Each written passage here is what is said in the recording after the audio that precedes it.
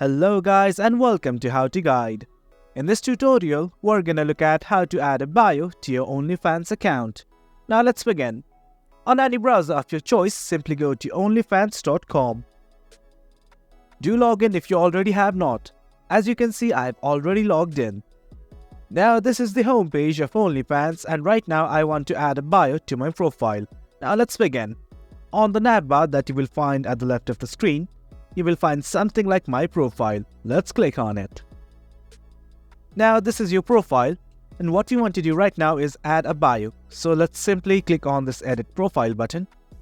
And now here's your username, your display name and the thing we are looking for, bio. Let's simply add a bio. Now do you know that this is just an example? You can type anything here that best describes you. After everything is okay, simply click on save. Now let's again look at our profile. And there you have it. We have successfully added a bio to our Onlyfans account. Well guys, that's it for the video. Hope you guys found this video informative, and for more content like this, do remember to hit like, share and subscribe. Thank you.